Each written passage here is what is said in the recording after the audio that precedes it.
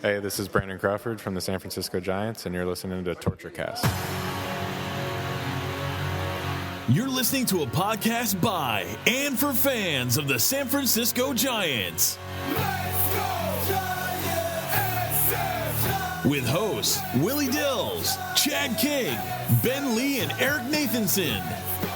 Dedicated to the greatest team in Major League Baseball, the San Francisco Giants. This is Torture Cast. Standing on time, not gonna stop. We came to play, ain't slowing down. Falling on, we're here to stay, and we're stomping on whatever's in our way. I'm feeling like a Giant tonight. It's Monday, June 19th, 2017, and this is episode 125 of the Torture Cast, the podcast by and for fans of the San Francisco Giants. I'm your host, Chad King, for tonight, and joining me, two guys I love dearly. We're communing here, pretty much commiserating, actually, for this 2017 season. Eric Nathanson from Florida. It's almost midnight there. This is a record early broadcast for you, isn't it? Yeah, it's amazing. I was commenting. I'm gonna share it on air real quick. I was commenting to the viewers all the time when Chad starts the show. Viewers, listeners, see, I'm on point tonight. When Chad starts the show, he'll always say it's Monday, and then the date, and I always get tripped out because it's after midnight, and I look down in my corner, and for a moment there, I'm like, hey, wait a second, it's not. Oh, that's right, because of the 3-hour time difference. And it's just funny because every time I always think that and forget about being in. So it's one of the few times I actually get to be in the same day as you guys when we're recording. Like Ben, it's actually still Monday, and we're recording talking about the Giants. How you doing out there? Hey there, view listeners. It's considerably earlier here, which means it's still light out in the Bay Area, which is like this is the point of the year at which it's still light at 9 p.m. and it always trips me out because we're not Seattle and this isn't semi-normal.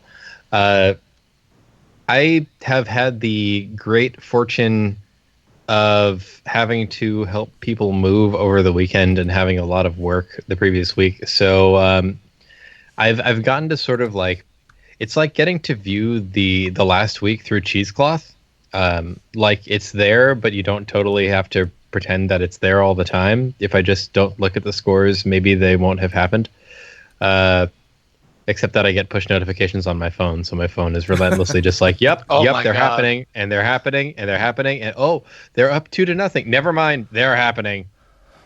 So it's been a lot of that. That had to been going bonkers the other night. I mean, they were seesaw with Colorado all weekend. I mean, granted, tonight too. Are you kidding? Yeah, but there were a few more runs in the Colorado series. That is fair to say. At least more so on both sides, and not just on one.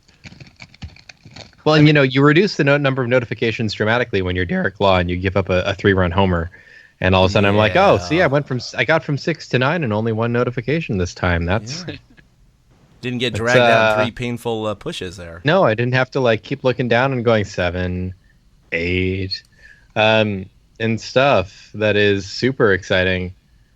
Stuff. Well, as bad as they are, that series against Colorado, that was entertaining. I mean, come on. That was a lot of fun to keep an eye on. Like, can they make it back? No, they can't. Are they getting close? Yeah, but it's kind of like having sex and not getting there, you know what I mean? It's like, it's kind of fun, but it just, we're there already, aren't we? Just, we've jumped the shark already. I'm sorry. Yeah.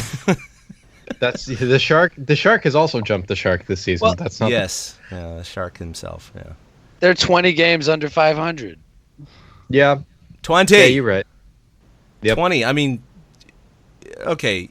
We had a tweet earlier today. I'm sorry, I don't have it up right now, but someone said, "Hey, if you want some good fun or some good entertainment or some good laughs, go back and listen to the fans' win-loss predictions in our season preview episode." And I mean, we were having fun with it at the time, but the funny thing is that the amount of win differential between the fans, a bulk of the fans, and us is the same differential between what we predicted and where they might end up. And it's like, that's obscene. We're talking about a 20-game, we're thinking about, mid-80s is kind of where all of us were kind of floating around. Right. And No, No, you know, we had fans upper over 80s. we had a couple. Yeah, I just kind of all of us together, maybe yeah, 87 or so. I think that's kind of where I was at, and a lot of fans were at 105 and 102, just ridiculous numbers, which is fun. We laughed about it. Sure. Look at us. We added all these crazy pitchers. But I mean, did you Yeah. guys? I'm sorry. There's not a person in this world except for a Dodgers fan, perhaps, the most hateful Dodgers fan, that would have even hoped that the Giants could have been this bad.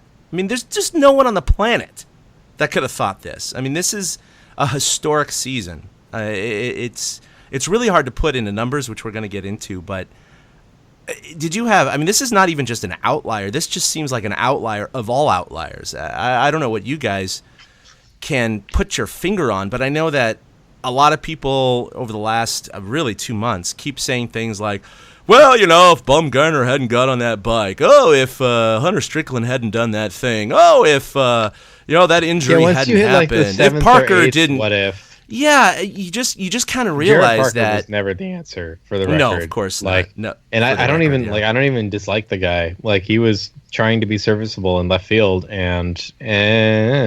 like that was. Parker was never going to be the answer. Bumgarner, maybe, but not a 20-game difference. He wouldn't even have 20 starts by now. To Chad's broader point, they were going to suck no matter what. Yeah. Any one of those things are not the reason they're 20 games under 500, No, the problem Maybe is a couple breaks go the other 20 games way. under and- 500 are all still on the team. Yeah. Yeah, well, it's because it's only June 19th. Well, 20th That's for you the thing. now. Like, that's why it's so unbelievably, like, I thought they'd be like 500-ish. I picked them to win 84 and not go to the playoffs. So I kind of figured they'd be close to 500. But this is not what I expected. They're not only bad, but they're also running into buzzsaws in the Rockies, the Diamondbacks, the Dodgers. So they're going to continue to be bad as the season goes on. It doesn't look like there's any hope for the future right now, because everybody on the roster is either like kind of not doing what they used to do. There's guys on the roster that except for we never Posey. thought were going to be on the Right. roster this year. I mean, it's weird. Austin Slater? What? I mean, he's doing great. Yeah. But I mean, Yeah. who would have thought he would have been up here? So, or Arroyo early in the year. I mean, yeah, there's been a lot of interesting stories this year. None of them really good. Not too many silver linings. But, it continued tonight. They went to Atlanta. And R.A. Dickey became Greg Maddux, apparently, and just kept them off balance with the knuckleball. And we had strikes called where the catcher couldn't catch it. It's just one of those nights where he definitely was on. It's partially him. It's also partially the Giants lineup. Let's be honest. Sometimes I do think that some of these major league pitchers get very healthy against the Giants lineup. We know how bad they are offensively. They are pretty much the worst in all of baseball. They're 28th to Right. 30th in all of the major offensive categories. And they're far, far, far in last place, like not even close in terms of power, runners in scoring position, all of those things. So it's not like they're in the bottom third. I mean, they are really at the bottom of the tank. And then you add the pitching struggles this year, which has, traditionally been their strength over the last 7 years. And it's just a recipe for disaster. And then you throw in injuries, a couple of bad luck bombs and breaks and things that don't go their way, and suddenly 1 or 2 or 3 losses to a normal team suddenly snowball into, literally 10 losses in a month, and it's very, very frustrating right now. Well, and it's things like today's game that you look back at, and like you look at being Brandon Belt, which is, it's already been a rough month for Brandon Belt as it is. And then you look back at today's game and like a dude being like a foot away from second base once he's on it and still getting called out, and then a replay and then still being called out. Like, that's when you start looking at the season. You just, like, even if there are good reasons and you find out what they are later and you believe them, you look at the season right there and you just go, snake bit. Like, you can't win if that's going to go against you. I think it's funny. That was such bullshit tonight with that call. It's true. I mean, and it's not even like that's like the one thing, but it's the thing that makes you sit but there. there was like a. he beat the. There was play like a by so strike. much. I know there was like a strike call that I can't remember. I think it was Nunez who was up. The ball was literally 7 inches outside. It was over the batter's box chalk. in the other box against the right-hander. And I mean, it's the little things like that. Yeah, it's not going to change the game. They lost 9-0 tonight, but you just kind of look at these things and you just like, damn, man, it just seems to be stacked against the Giants this year. You just figure at one point one of them has to be the point where you start like hysterically laughing because you don't know what else to do. Like that point. I'm not even depressed anymore. That point was actually like 3 weeks ago or something. It might have been. It might have even been Strickland and Harper. I don't know. Yeah. There was a point at which I'm sure I finally just went. But sorry, it sounded just like that because that's also what I'm doing right now. It's a mix of laughing and crying. Yeah, I know. Get it. Yeah, exactly. I don't know. Can we? Do we dare find a bright spot? Is Austin Slater a bright spot? Yeah, we'll talk about him. Because I feel like that. So okay, let's at least just say there is the promise of us talking about things that are optimistic for the future, because we as you probably are gonna have a hard time being optimistic today, even if we do a "Why Will We Will Win It All" segment. So hang on, dear view listeners. We will still have some things to talk about that we feel good about. Okay, I'm not gonna keep doing it all show. So okay, there's a game I might. There's a game like tonight. They are down 2-0. Couple of mistakes by Cueto. He didn't pitch a bad game, but again, you score 0 runs. I think technically you can't win. I may need to check the books on this, but I don't think a team has won with 0 runs before. Has that happened?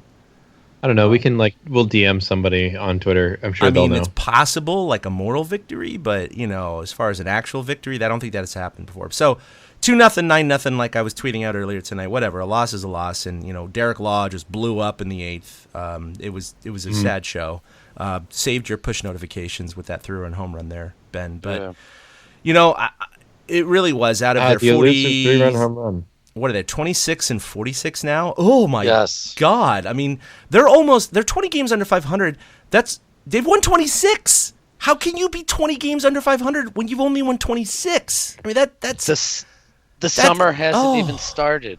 Oh my God! I mean, when you look at those numbers, it's still spring. It's still spring, and they're 20 barely games under 500. More than 1 out of 3 wins, and I would take that right now. And they haven't taken that at all. And of course, last night I got a little audio here. This is what happened in Colorado. Runners at first and third, and here's the pitch on the way. There's a high drive to left. Way back there, game over. An inside fastball, and Arenado loses it over the left field wall, and the Rockies have won again and have swept this series from the Giants. And, that's the KNBR call, of course. John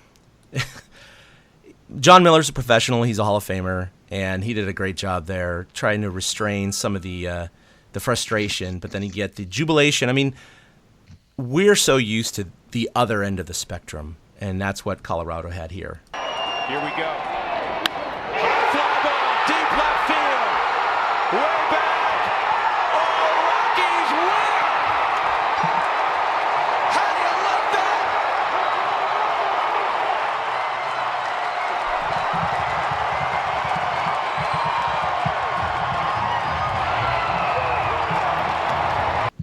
All right. Well, I guess you guys couldn't hear that, but it's on the recording. It was the KNBR call and then the Rockies call of Nolan Arenado's home run. I figured as much. Yeah, just frustration from John Miller. You could kind of sense it. I know you guys didn't hear it. And then the jubilation from Rockies. But, how many times have we heard this from the Giants side? These walk-off home runs, these come-from-behind victories, these torturous games, but typically end up in the win column for the Giants. It's almost like this year they've taken those 3 world championships, the baseball gods, and they're like, okay, it's time for a year that we actually screw you because we need to make up for those last 3 years. I don't know. I don't know how to explain it. I Flew too close to the things, sun, boys. Yeah, I appreciate things like what happened with Arenado, though. People who like baseball will appreciate what Arenado did. Yeah, but it's fun. Being fans of a team, it's hard when it's against your team. It's just like, when we were in New York and Chris Heston pitched a no-hitter against the Mets. Mets fans started being like, "Yep, nice job," just showing respect, and I appreciated that. But I know it can't feel good, and I had mixed feelings about it because like I don't hate Nolan Arenado by any means. I'm kind of a fan. That dude can play some third base, but yeah, it just sucks when it's against you, unless you like to imagine that at some point his little brother might do that for our organization, in which case, then I'm fine. Jonah Arenado still has a chance, man. There's still you never know.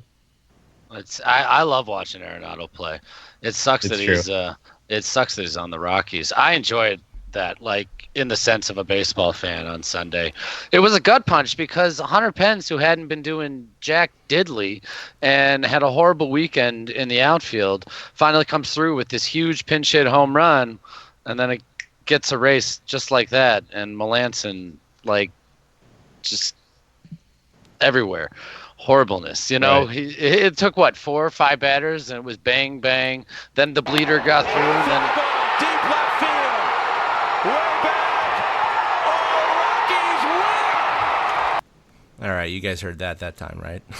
Yeah. Yes. Thanks a lot. Thanks for fixing it and shoving it in your face. Thanks, Chad. I'm so glad you made that one work. No, here's the best thing is the other one that we didn't hear. I had this whole great thing coming out with it.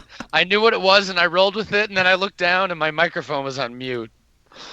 Oh my 'Cause I was gosh. just- Because I was trying to be quiet and let the audio play that I couldn't hear. Runners at so first and third. that didn't go well. And here's the pitch. Yeah, no, let's not make myself do this. Oh, Okay, I'll spare you guys. But that's what it is. It's a laugh because you don't want to cry kind of season. 2017. It just sucks. It just sucks. That should be the new Giants slogan this year. together we're awful. All right, no, we need Buster hugging puppies right now. I love you. Yes, I do. Yes, I do. Oh, you're my favorite. Yes, you are my favorite.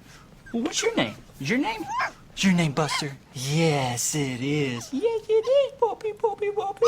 That's a good puppy. That make you feel better? I love you. Yes. I mean, it didn't make me feel worse. Well, that's good. That's a step in the Yeah, right I feel like direction. I'll take that at this point. You That's know, kind of how I feel about most of the kinda what I Giants need. season. Like, look, Austin Slater's doing well. That didn't make me feel worse. No. Okay, look, overall, the Giants, they averaged almost 6 runs a game in that 4-game series in Colorado. Now, granted, every team scores more in Colorado. We get this. But even almost Sure, 6 but the runs a fact game in remains- Colorado, you should win 1 out of 4, right? If not 2.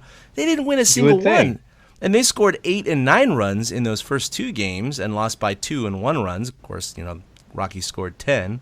And then you have that dramatic walk-off yesterday in which, a lot of writers put it as the worst loss of the season so far. It's not just because Nolan Arenado walked off and it was a cycle and all that stuff like that. It was the fact that Hunter Pence had just hit that bomb in the 9th inning to put them up, and then they added an insurance run. And then you're thinking, okay, 2-run lead. 9 out of 10 times you're going to win this, even in Colorado. But Mark Melancon, he's not been as advertised.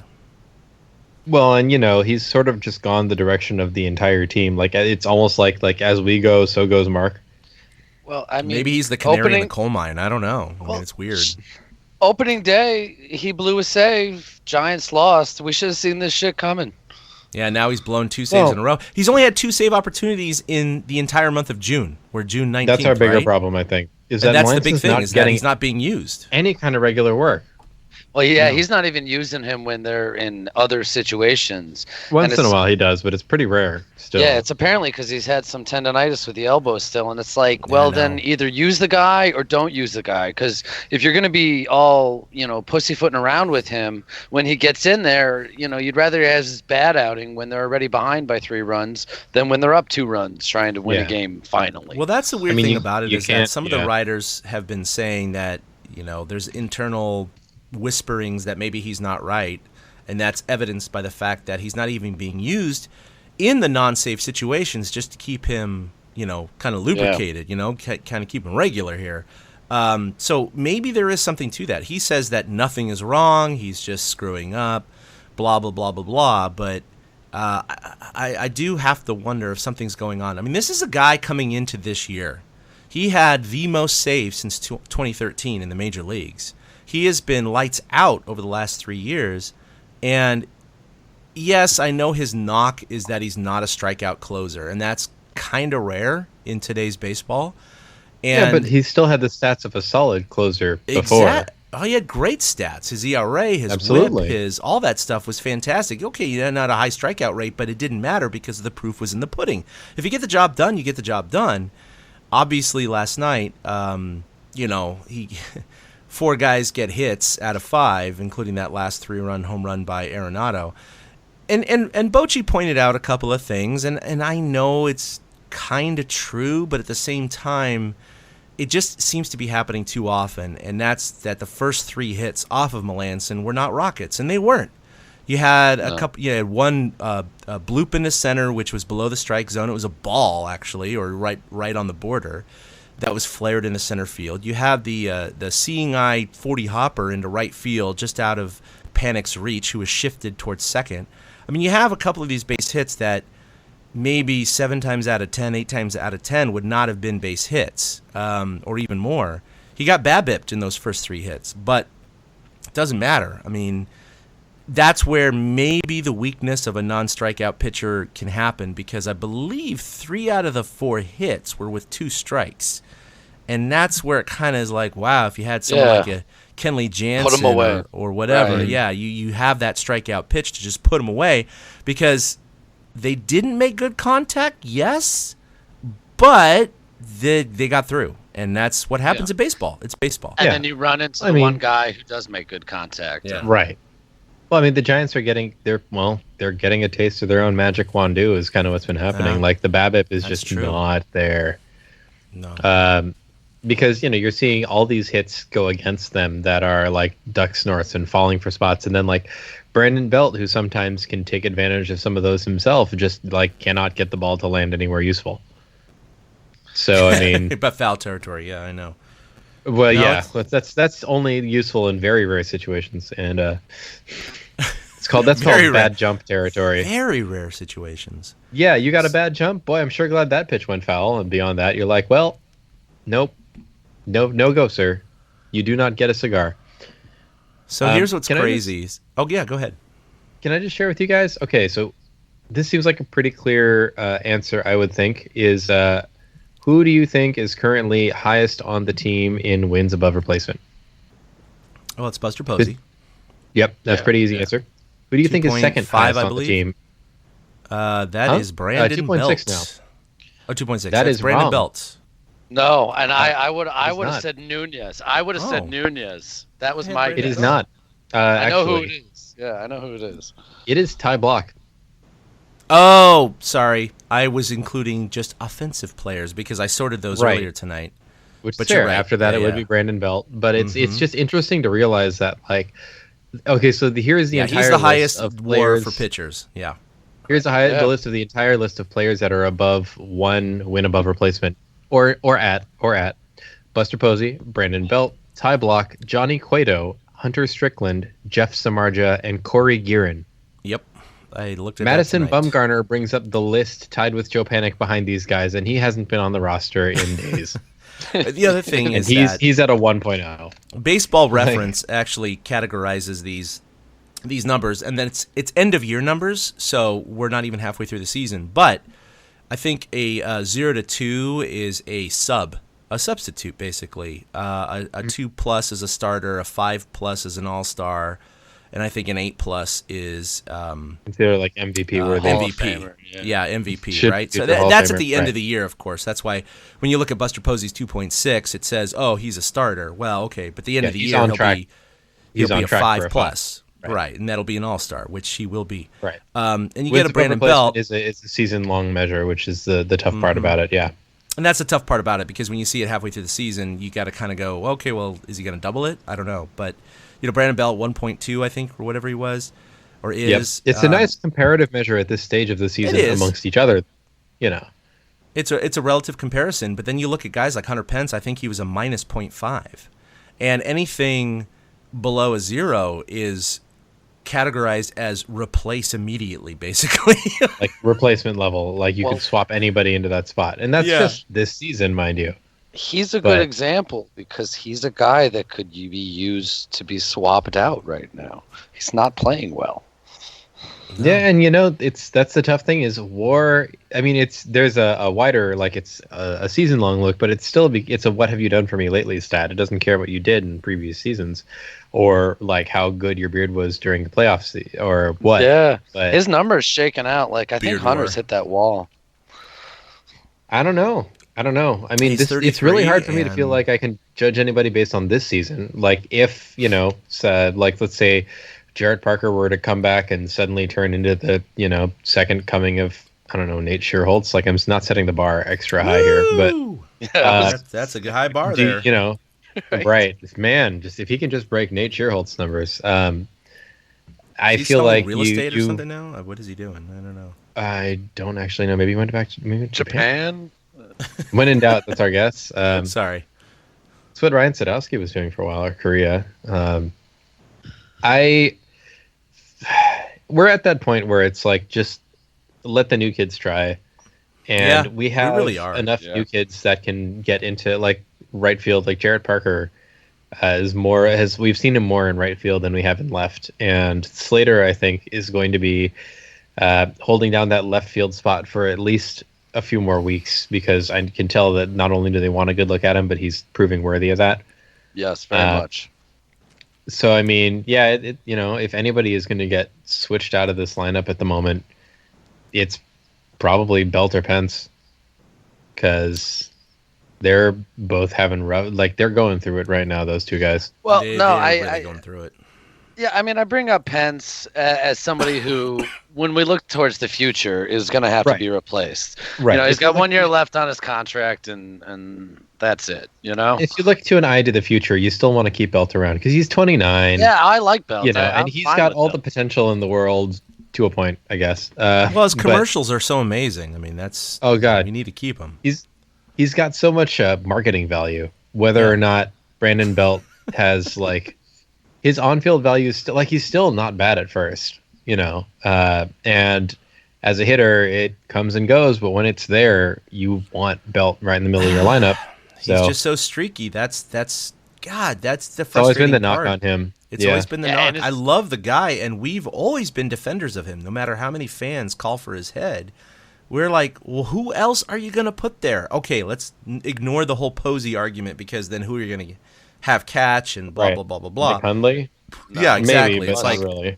but not really. Not an everyday catcher. So who else do you have better at first base at this point? You don't. So this is who the Giants have, and that's who they have to go with. And when he gets hot, it's incredible. He's shown his value in the playoffs. He's shown his value during hot streaks. But yes, this year is a bad year for him. There's no doubt about it. Yeah. And everyone who's hoping that he's going to hit that magical 20 home run, 90 RBI plateau, hitting 300, it's not happening. And I don't know if it's ever going to happen.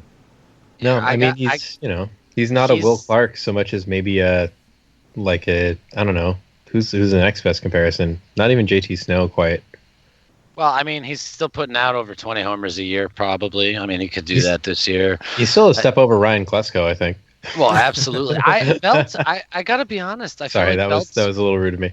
I think Belt's one of the untouchables. I don't know why anybody would think he'd go anywhere.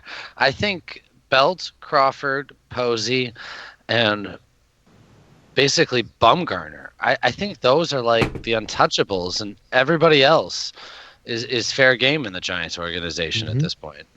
Yeah, I think think Block Belt- maybe too, depending on Block. like if is you're looking awesome. at building for future, Ty Block is too important of a bargaining chip because you've got 4 aces that if somebody's willing to rent a player for depending on the amount, like some of these guys, like you're probably not getting Matt Cain to go anywhere, and that has as much to do with his value as anybody else. But like Matt Moore, Johnny Cueto. Oh yeah, totally. I had a Yeah. whole conversation today about how the Cubs could take Cueto and Matt Moore off the Giants' hands, and I'd be thrilled with that. Yeah, we talked about this 2 weeks ago, Eric and I. Right? Like let's do it. Mhm. Those guys are totally for sale. It sounds so horrible. Well, I mean, the rights. Yeah. You also want to see those guys go somewhere else where a change of pace and scenery might do them good. And I like Matt Moore, and I mean Cueto is a fun dude. And when either of them are on, they're awesome. But this year, in this situation, if there's a chance that you get something back for them, you get them a change of scenery. You let Johnny Cueto keep doing what he do so that his dad can keep seeing him play while he's still recovering from stuff. You maybe that's what he needs, but it's always hard to part with anybody. It's hard to part with any of these guys that we feel like we've seen do well or have good times with us. Or like, I wouldn't want to get rid of Joe Panik, but if you look at how good all of the position players are and where we need people the most, we have a little bit more depth at Panik's position than we do elsewhere. And Panik as a player isn't on the caliber the same way that Crawford and Posey are for the most part. Although we would have said that about Crawford a couple years ago too, outside of the defense. Yeah, you look back at solid, but historic trades with the Giants in the last 20 years, and obviously one that really comes to my mind is the Matt Williams Jeff Kent trade, right, in the late 90s there. Right. I was infuriated by that trade when it happened. I thought it was the worst trade in Giants history. I was completely against it. Matt Williams, he's a Giant. How can you trade him? Who's this Jeff Kent guy? I mean, yeah, he's pretty good, but whatever. Obviously, it was an extremely good trade for the Giants in terms of what Jeff Kent did. And you look at other trades that I could list, but more recently, a lot of fans have been pointing at just the coincidence, I would say, because it is just coincidence, that the Giants have been this poor when you look at their record after the Matt Duffy trade last year for Matt Moore. They're like, well, if you look at the Giants' record after the Matt Duffy trade, clearly that's the reason that they're so poor, and that's why they're da-da-da-da-da. And it's like... Because Eduardo Nunez definitely... Because they don't recognize... the second best hitter on the team right now. Yeah, they don't recognize the fact that Duffy has literally not played since then, all but a few at-bats. He hasn't played this year. And the fact that Matt Moore... Nunez is batting 300. Yeah, and Matt Moore got him to the playoffs and pitched well in the playoffs. So, I mean, clearly that trade so far has actually benefited the Giants. So, this whole, it affected clubhouse chemistry. He's one of 25. Skeeter didn't make that much of a difference, guys. Sorry. Right, well, this is why I honestly think the list goes Posey, Bumgarner, Crawford, and Belt. I think everybody else is fair game after that. I don't think there's anybody else that they've invested as much money and length in as those guys. Joe Panik, he's still, under cheap control right now. Yeah. Pence's contract's going to run out. Span's got one more year on his deal. Sure. There you go. Okay, I got to keep Block in there because he really is. He's worth keeping. Yeah. But other than that, I think Block's everybody else is fair game. Yeah, he is. I do, think and that's the Panik's frustrating thing is that I think Cueto, Nunez is fair game, and I wish he wasn't. God. I'd love Nunez to keep totally Nunez. fair game. I mean, he's a great player, and he's Nunez is batting like somebody that people will want for a win now. Nunez is a guy that you could slot into a lineup anywhere from 1 or 2 or 6 on down, and you're basically set. And so he's actually got value right now because some of the guys that we're talking about that are out of that must keep 5 are not necessarily the guys who are our must keeps are also the ones that are doing the best on the team. Yeah. Because except with the exception of Nunez. Well, and I mean Bumgarner, but he doesn't really count right now because obviously. I mean, honestly, that's the funny thing. I would keep Nunez. I would actually trade Joe Panik because I think there's still value out there for him right now. And make sure to sign Nunez, keep him at third, and let Arroyo play second. That is personally what I would do. I'd be shopping Joe Panik if I was the Giants, and I'd be locking up Nunez because I think he's all-star worthy this year. The way he's played multiple positions, and he plays a hot third base. We've seen him make some catches on some line drives this year, some diving plays. It's just the ball's going through his hand, and it keeps him. I think they should keep Nunez and possibly trade Panik, but that's just my, take. Yeah. Well, I get it because Panik has so much upside that he's already shown. You make him a really valuable trade chip. You potentially can get back something much more outstanding for him than you might get for saying, hey, who wants 2 years of Eduardo Nunez, despite the fact that you can see his value, the value that he that somebody else might see depending on the scouting team that's looking at him. They may not see the same as they see in a guy who's 26 as opposed to a guy who's 30 and a guy who's 26 and plays a mean second base. So, I mean... Yeah, and that's the thing because, Panik is still under cheap control. but so is Matt Moore, and that's the problem. It's the conundrum of like what other teams are going to desire. They obviously want someone who's going to help them down the stretch. So Nunez and Moore and Panik are relatively cheap, but I mean, guys, Gorkis Hernandez is only 29. yeah, and that's going to be attractive. I had to do that. To a I'm sorry. team. I think know. he's peaked. We'll talk about him later, but that's attractive to a team in terms of the contract. So it just depends on how much they can get for them. But someone like a Brandon Belt, who is commanding a ton of money, I mean, that's where it's going to be difficult because he has a long enough tenure now in the major leagues where I don't think another team is going to think he's going to suddenly bust out for a ridiculous number. So do they want to assume that contract? Johnny Cueto, even though he's been had a subpar season, it's kind of similar to what he did in Kansas City. I don't think that really affects anyone's opinion of him. I think everyone knows that he has a long enough track record where, he's going to be a huge asset to any team down the playoff run. So you stick him in a pennant race, he'll get it together. Yeah, exactly, and that's what he desires. So it's just interesting balance between that and what the Giants might be able to extract. We said 2 weeks ago the Giants have the 20th ranked farm system out of the 30 clubs, and their top player, their only player in the top 100 in terms of prospects is Tyler Beatty at number 62. So the Giants farm system is not highly rated, and they need to reload. They used a lot, obviously, coming up with the whole, core four and the starting infield for their 3 World Series championships. The Giants had a fantastic farm system, but that's now run its course. They do need to reload that farm system, and this is how you do it. And this is apparently the time that they need to do it. And I know the trade deadline is July 31st. They have plenty of time, and they've already been talking to suitors, I'm sure. But this is probably their best chance in reloading in terms of the next couple of years, assuming they don't lose 100 games the next 2 years. We'll see. Womp womp. Womp womp. They won't. This is the end, but they won't be bad. They'll look to retool and I put don't in think places. this will be a long duration thing. So let's talk about what they've done since we last recorded 2 weeks ago. Unbelievably, or believably, they've lost 11 of 13 games since we recorded 2 weeks ago. They've won 2 games, guys. 2. Those games were last week. They haven't won since the Dubs won their title. Exactly, and that was last week. Oh my God, this is so bad. So they obviously lost to Atlanta tonight, swept in Colorado in 4, swept versus KC in 2, lost 2 out of 3 to Minnesota, and lost 2 out of 4 to Milwaukee, but one of those wins was concluding as we recorded our podcast. So technically only 2 wins in the last 2 weeks since we recorded. They've lost 7 in a row, including tonight, and they, like we said before, a mind-blowing 20 games back of Colorado and 20 games under 500. Right now, it is the worst season in 32 years in terms of just where they're going. The 1985 season, they lost exactly 100 games. But here's the thing. They're on pace. Granted, this will change. I don't think I don't know, but I don't think they're bad, but they're not this bad. The Giants will be this bad the rest of the year, but they are on pace for 103 losses. So right now, the Giants have it's real bad. The Giants have their 3rd worst winning percentage in team history right now. Their winning percentage is .361. Only 2 seasons have been worse since, 1883, guys. Since the beginning. 1943, they had a winning percentage of .359, only 2 points better or worse than they are now.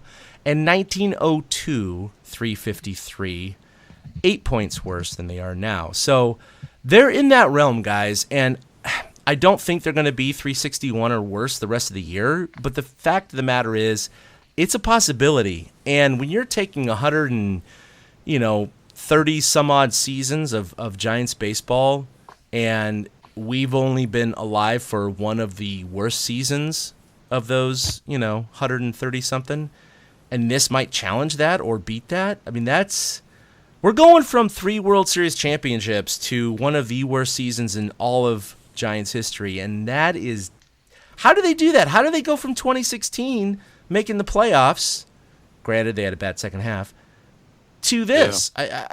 The pivot is so deep. it defies explanation Everybody to me. started running into walls. 1985 is the only 100-loss team ever, and Oh yeah, ever. we were No one's all ever alive lost for it. 100 teams. Yeah, yeah. Yeah, only Giants 100-loss team. Everybody started hitting the wall. Pagan hit the wall. Pence started slowing down a little bit, starting to get injured a little more. Couldn't play every day. Cain wasn't the way Cain was as much anymore. There's kind of breakdowns everywhere. And I mean, Eric, do you feel like the Giants handed out like too many long contracts as rewards to dudes that got them to the series in the first place? No, personally, no, because at this point, I still am living off of 3 world championships, and I mean, you're right. I could care less if they lose every game this season. I think it's. We've talked about this before, even when they won it, right? The first time they won it, the second time If they won this it, the was- third time. Well, Well, we're the 3 first time, years sorry, out now. Yeah, we're 3 years. we've only out been now, around so- for 2 of the 3 world championships, but. Even when they won that second one, which was our first since we recorded, we said they could stop now and we're satisfied. They've won 2. Then they won the third. We had this active conversation. You can go back and listen to these, these episodes.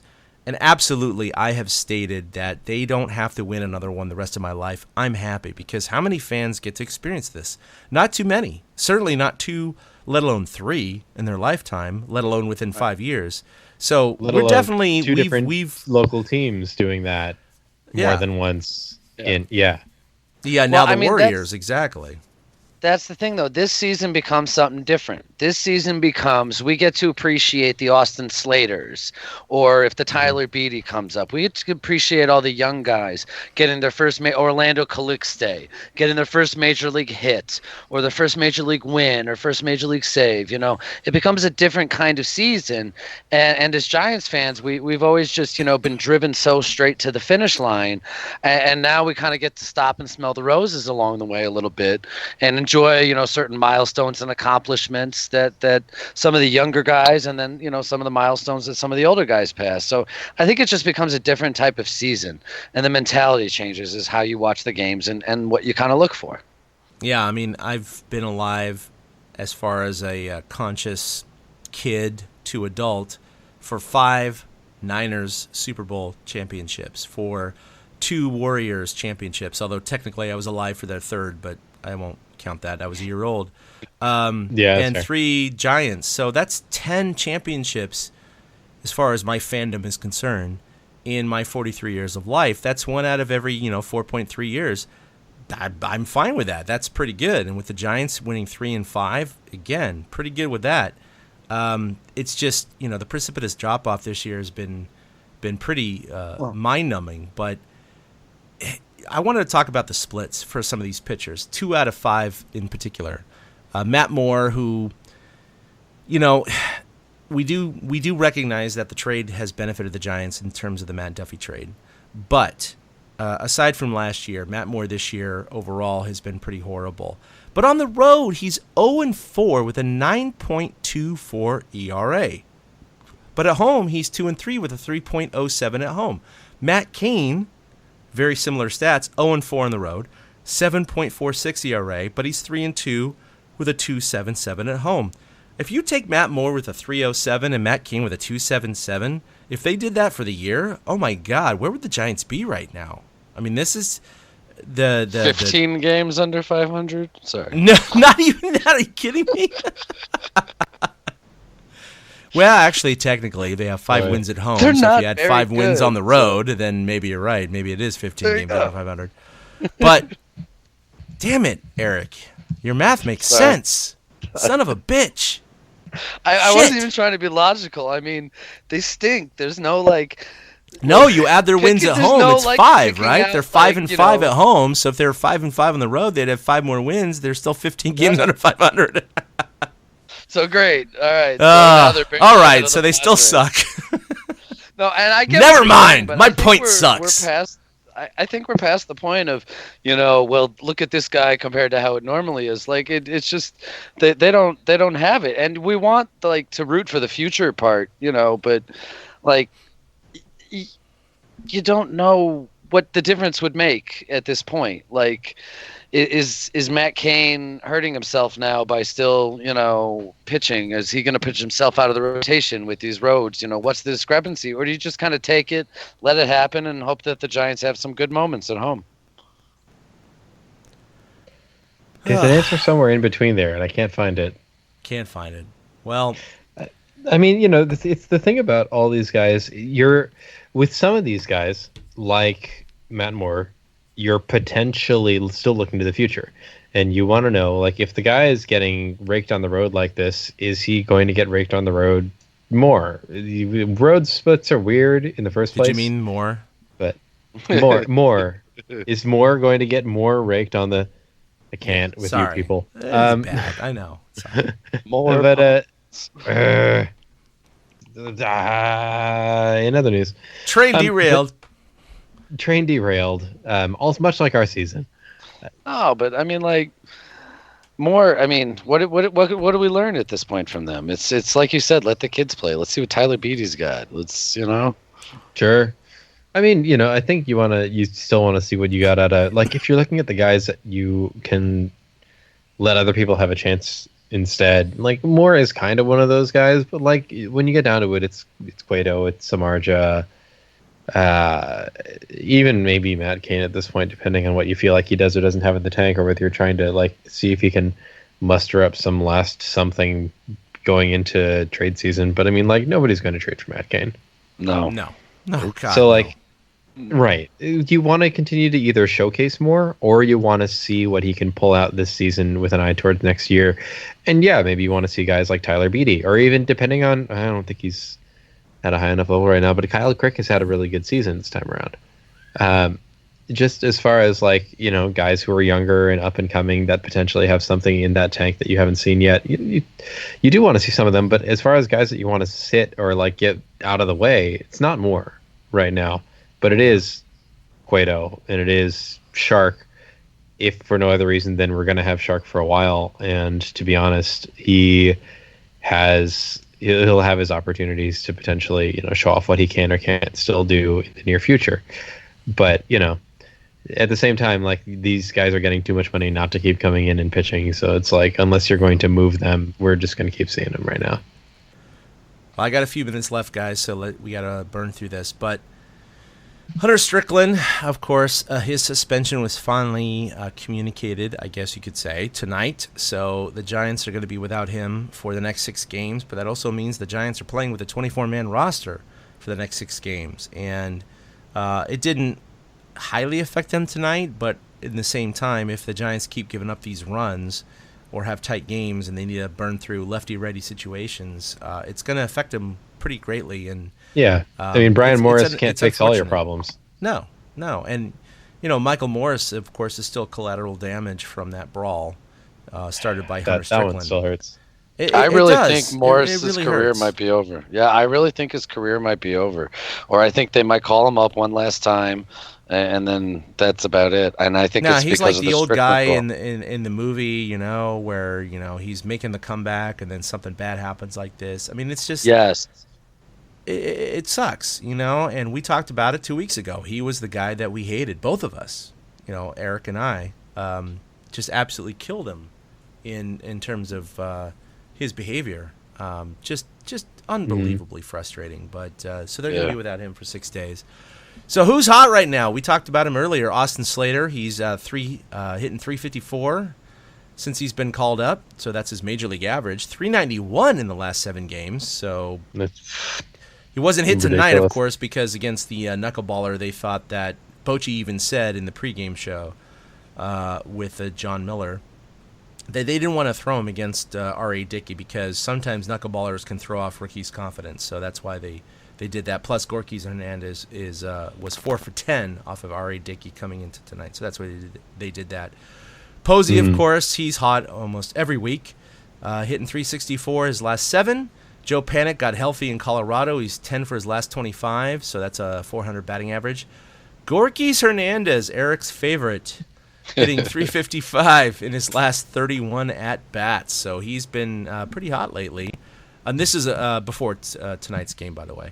Eduardo Nunez hitting 340 in his last 94 at bats. So that's a pretty healthy sample size. That's Yeah, pretty Nunez good. good. And that's where his trade value is going to come in right there, is that long sample size. People are going to look at that and go, all right, well, speed, defense, and then his high average. It's definitely And gonna some be there. consistency, right? And consistency, exactly. It's not like, 2 weeks he was hot. George Contos not hitting. He has an ERA of 1.20. Hitting in his some last- number on the radar gun and pitching. He's hitting 120. No, he's Kilometers? ERA of 120 in the last 15 innings pitched. So that's pretty much it for the Giants in terms of who's hot. But who's I not?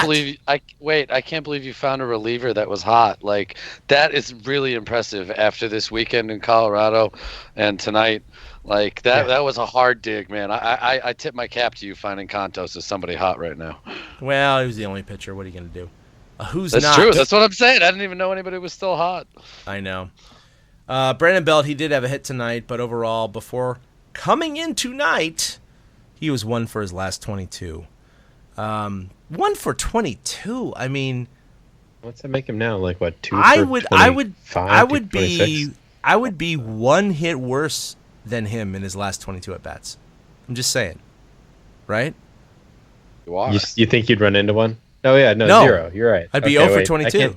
I was still on the fact that he had 2 as of today. I You was have like, as many- yeah, today he got himself 2 hits, so you'd run into. Nope. Nope. You were referring to the Nope. one. Never mind. Nope. Yeah. Mark you're right. Melanson, of course, we talked about him. 2 blown saves in his last 2 save opportunities. For the year, he's 10 of 14, and he has a 5.09 ERA. Now, just as a comparison, Santiago Casilla with the A's has just as many saves and a lower ERA and fewer blown saves. That's fantastic. I had no idea. Just saying. That's great. For all you Casilla haters, just saying, he's been better. That's fantastic. I had no idea. Yep. Well, all right then. Well, I Sure. mean, it's stats. Whatever. Just sure. Argue all you want, people. Say what Well, you the want. The A's have Whatever. more wins, so, because he has Yeah. more chances. He has more chances. That's true. But his ERA is still lower, and his save percentage is better. So there's that. Matt Cain, even though his home record is fantastic, he's overall 0-5 is in his last 31.2 innings pitched with a 6.25 ERA. Matt Moore, 0-3 over his last 26 innings pitched and a 7.27, and that includes home and road starts. Samardzija, who has a fantastic strikeout to walk ratio, still is among the league leaders. He's just unbelievable in that regard. The problem is he still gives up his base hits and his home runs. So it's great he doesn't walk anyone, but he's doesn't 1-4 matter if you with a spread 'em out. 5.28 ERA in his last 30 2/3 innings pitched. Imagine what his ERA would be if he walked people. I know, right? I mean, instead of 5.28, I mean, it Like could be 7 or Yeah. something. 7 or 8. When you put it that way.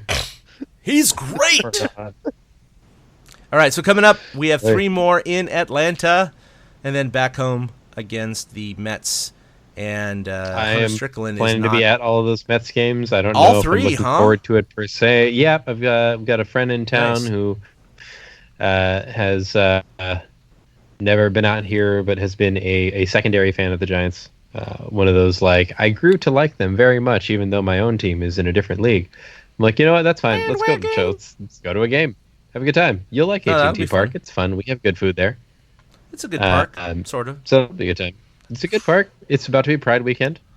Yeah. So That's awesome. super proud for all of our LGBTQA friends in the community who are also Giants fans. You absolutely, we love and support and respect you. And I'd rather talk about that than about the Giants right now because I love and support and respect you so much. No, that's awesome. That's awful Ben. of me, but I do It's I awful do mean of that you. super It's not awful sincerely. of you. It's fantastic. I was going to say just making terrible jokes about the Giants season is just the thing that we've just gotten really good at this point, I think. So, work it into all of your That's conversations. all we have, No matter what your It's a rough day. sexuality, Not if as you're a rough fan as of the the Giants, Giants we was. can all agree how bad they are this year. Period. Whatever. Who Nailed cares, it. right? 100%. Nailed it. So our new favorite guy, we talked about him earlier. For me, it's Austin Slater. I mean, he's been slaying it. Wait, is that a thing to say? I don't know. Slating it. Slating it. Yeah, 354. Slater, and the mosh this pit year, at Slater 391 concert the was last crazy last 7. night. Yeah. It's fun to see him up, and Bochy's definitely leaning on him recently. He didn't start him against the knuckleballer tonight for the reasons aforementioned, but he's looking like he's pretty comfortable up here, and he's starting pretty hot. I mean, Arroyo started hot too, so we'll see what happens. He has a small sample size, but there's guys like him and Arroyo and a couple others coming up from 50 AAA. bats now, right? Yeah. Yeah. But of all of the 12 guys that have played left field this year, Slater's by far my favorite so far. Yeah, I know. Out of all 12. of the rotating Oh my merry-go-round of left fielders, Oh my God, 12. That's insane. Yep. 12. In fairness, yes, Slater is also my favorite, so I'm all about that. All right. Well, aside my from new Slater, favorite guy, I was gonna say my new favorite guy is Kelby, and it's just because he seems to be pretty good at the pinch hitting. He goes up there in an attack mode, and he's not there to take pitches. He's not like dancing around it. If the pitcher gives him something, he's gonna go and try to slap one through. I like Kelby. I think he's got a future as a 24th, 25th guy on a big league roster for a few years. He's a good scrub. If that's kind of how it feels. He's a good scrub. You need those. You need guys like Kelby that are Yes. going to be able to come off the bench and be like Kelby's got a pretty good pair of legs on the field when he's on the base. And so I mean he makes a decent pinch runner. He's actually not a bad pinch hitter around this season, which is important because we need a lot of that. And you need guys who you aren't going to feel like you're log jamming by not getting them into the game, but you still feel like you're going to fill that role. And because there were times when Blanco would start hitting that you'd start worrying that there was going to be a jam until inevitably somebody got hurt again. But with Kelby, you don't necessarily feel like you're stiffing him important time that he could be starting and getting you wins. You feel like he's providing a ton of value in the position that he's in. He's 7 of 22 as a pinch hitter, and it's Another like hit you tonight. said. Yep. Him and Hundley. That made him 7 of 22. Yeah, that was the what you said is exactly it. Is he's not a starter, but he's perfect for a spot start to fill in for a guy like Crawford got a day off and Tomlinson started. That was perfect for him. He's a great role player. He's really the kind of bench guy that the Giants have lacked. Strangely, that's the kind of thing that'll keep you in a job for a long time. Like Kelby's going to make some decent, as long as he can stay healthy. Knock on wood. Kelby's going to make a bit of money. Because he's going to manage to find a role almost no matter where he lands.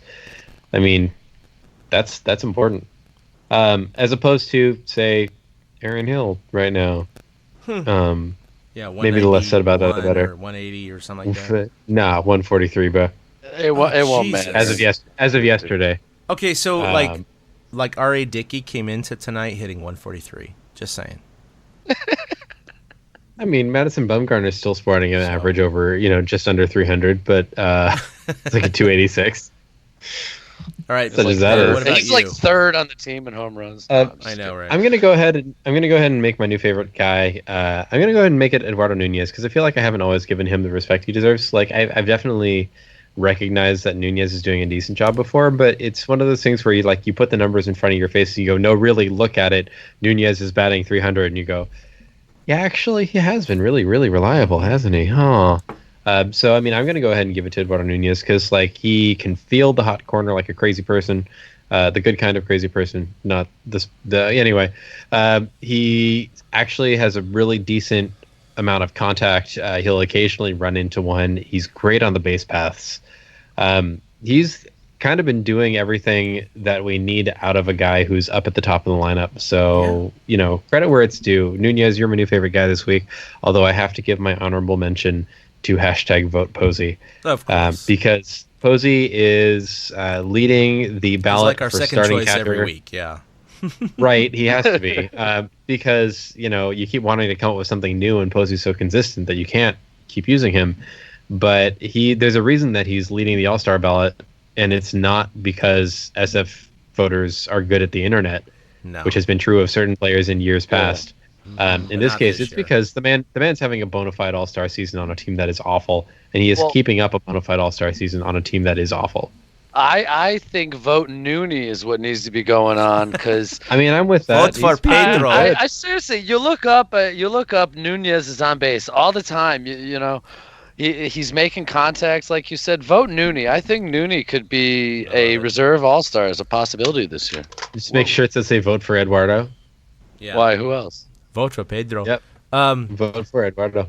So we should hate this guy. I'm going for the obvious one. Well, I shouldn't say obvious one. There are a most couple recent- obvious ones right now, but sure. There's a lot of them that we could vote for, but I'm going for Mark Melancon. I actually like this guy. I interviewed him at the media day.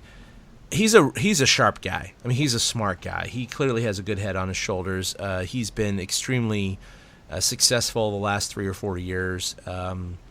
He was really excited about coming to this team because of their past success in the infield defense and all of those things that a pitcher would love in terms of not only the defense but AT&T Park, a winning team, the whole thing. Clearly it's not what it was all cracked up to be in terms of what he was expecting, but at the same time he has not performed. And whether it be because of just a drop-off in performance, bad luck, or he's injured and he's not saying it and the Giants aren't saying it, whatever, I don't care. I mean, clearly 4 losses this year have been through blown saves from Mark Melancon. So, granted, that wouldn't make much of a difference in the season so far, but it certainly makes a difference in the psychology of the season. And I think that's one thing that is somewhat ignored is when the Giants go through these tough stretches and have these really rough losses, not just walk-off losses, but losses in which, they came back and took the lead in the 9th and then lost it in the 9th. That has a lasting effect. No matter what you say, Giants players, Major League Baseball players, they all say the professionals move on. They forget about today. They move on to tomorrow. They shrug it off. Tomorrow's a new day, blah, blah, blah, blah, blah. We're all but when human. all the They're yesterdays human. have all looked about the same way, tomorrow starts getting a little bit bleak. They clearly have to carry, this frustration into the next game. And so these blown saves, along with the lack of offense and all these other things, they snowball. But at the same time, when you get a gut punch like that 4 times in this season already, that's almost 10% of the losses have been Mark Melancon blown saves. It's going to carry on, and it could affect you, and it could snowball into a couple, 3 more losses. And that, again, also has a snowball effect. So, it's unfortunate. I mean, Santiago Garcia bore the brunt of so much hatred from Giants fans for blowing 8 saves last year. Melancon already has 4. How quickly we forget Armando. That's the thing. Yeah, well, Armando Benitez. There you go. Well, okay, I don't feel sorry for him, but No. point but being, anyway, yeah, Never. never again. Sorry. It's just a gut reaction. So I like Mark. It was that bad. but still hating him right now. I'm going to hate the devil the Giants made a deal with to win 3 rings and then become the worst team in baseball. Like, what happened? which Like, is Still funny worth 'cause it. Still worth it. How fickle we are, because we were thinking that particular. Oh, We could win no it's rings totally and worth be Here we go. mediocre. Right. All those years. So Right, totally but worth it. like, but he doesn't have to twist the knife by having comeback games and then, they No, tied see- it up in the 9th and then nope, sorry. This is and the then a 3-ring comeback deal. game and then apparently. So we're gonna take If some. you had just punishment signed for- up for the 1-ring deal, like this would have been like a 90-loss season, and everyone would have come out looking okay with a lot of close games. This is the 3-ring deal, where it's like, okay, great, now that's like maybe a year, maybe 2 years, just maximum pit of despair level, and then tell you what, maybe I'll let you have Austin Slater. Yeah. There you go. Well, that's Yeah, it's still worth it. it's still worth it. But I hate him because I love it. I'm still gonna go ahead and take the one that you guys both took last time around, just to get out of the way. I'm gonna take Hunter Strickland, because that has it's turned into a whole thing, and because now we have the virtue of looking back and saying, look, that appeal dragged out this process and left the Giants down to 24 at a much later time. And maybe you could argue at this point that after 11 losses it doesn't matter, but like after an additional 11 losses it doesn't Yeah, matter it so could have much. been worse in Colorado, to be honest. So It's true, but it's been hanging over them just like this big sword of Damocles waiting for them to find out, like, so now what? For what, almost 3 weeks now, I think? And it's like, after It was a like certain May point, 29th, it's I like, think was the fight. Yeah. holy crap, MLB. It was Memorial Day, full 3 weeks. Like, I realize that you guys have 162 games to work with, so you have some time to deliberate and work these things out. But like 3 weeks, that's a long time to have to sort through whether or not somebody's going on an appeal. Like Harper dealt with his and was out against teams that the Nats had a good chance of crushing anyway, and Strickland just kind of let it. Yeah, his kind of dragged on. But anyway, that part is partly MLB's fault. But overall, for starting it, and more importantly, for causing an injury to Michael Morse, he's going on my crap list. I would, however, like to add my honorable mention here is we don't actually hate this guy, and I would like to submit Brandon Belt back into that category. Okay. Get it? Yes, we don't actually hate him. We're just disappointed. Don't hate him as a person. It's just Oh, no, like, well, we yeah, don't hate- when your I don't think when we your hate kid any of them as when your people, kid except maybe screws up 100%. and you're like, all right, you know what you did wrong, right? Okay. You know what you did. I'm not even disappointed. Brandon Belt's a streaky hitter. I mean, Yeah, you're right. I kind of knew That's that. what he's been. Yeah, you're right. You kind of take the good with the bad, and You the do. good is going to generally be worth it. But not right. on this team. Last segment, why will we win it all? And I don't know why we're doing this, to be honest, because is a podcast we started in 2011. Because we're not And the mathematically Giants eliminated. That were- is why. Pretty much in it in 2011, 13, and 15. They really were until the last month of the season. So this is the first time in the existence of our podcast in which the Giants, have been this far back. Games under 500. This This is ridiculous. And second, they're without a glimmer of hope. So this has been a long-standing segment of Still not 6 years mathematically eliminated, of Chad. podcasting. So I guess that's why it's still in there tonight. But anyway, Chad's so been You know what the rule? We mathematically don't eliminated. change it over till next year until we're mathematically eliminated, Yeah, which will be that's- earlier than usual this year. it so might it's be okay. July. Plan I ahead. don't know. It's probably not August, though. I'll take that. So I'm just going with IDGAF. So whatever. It is what it is. I don't give. Anyway, Yeah. I like Yeah. Fudge. no, we're Anyway. we're into DGAF mode for sure. DGAF, yeah. And it's making these podcasts more entertaining, so I'm pretty okay with it because we're all in the end here to be Giants fans and commiserate and enjoy think what we've- we can find on this team. I don't think we've But, cursed yet this episode, which is new. So I'm going to keep it that way. But Yeah, all right. there you go. So, well, Ben, what about you? New phone. Who dis? I don't know. Eric. I'm gonna stick with when 2023, maybe 2026. It'll be the Cubs in 109 years or whatever. That's 108 fine. I'll years. be long dead. Yeah. It's, We won't care. We got our 3, right? You're we got around our for 3. I mean, how many Cubs fans? Cubs fans today still only have 1. All the Cubs fans who died before last year had 0. So Yeah, unless they There's were born that. in 1906. Yeah. which there might be 2 of those people. Yeah, Which maybe. I don't What think is there that, are. 11. I mean, Jesus. respect to them because Yeah, they're of a respect to rare them. breed. The, All right, well, the that's 2 ring gonna- watching Cubs fans. That's right, bitches. 2 in 109 years. Well, that's Well, going to do it for 3. episode 125 of the Torture Cast. You can follow us individually on Twitter, myself at ChadK21, Ben at Fried Duck, that's with 2 Ds. For the absent Willie at Willie Dills, and of course Eric at 2 Out Hits, that's with the number 2. You can follow us collectively at TortureCast Out and hits. 2 Out Hits, yes. With the Giants are not good at right now, or just at getting no out hits or 1 out Or hits. at hits. Hitting. Just I'm hitting. gonna create a no out hits and a 1 out hits Twitter, and then just troll you all day and see how that goes. The ultimate would block be you. the ultimate would be 3 out hits, but that's probably next year. That'd be impressive, man. it would all- If you It could would be figure all out errors. do that, yeah. How is this possible?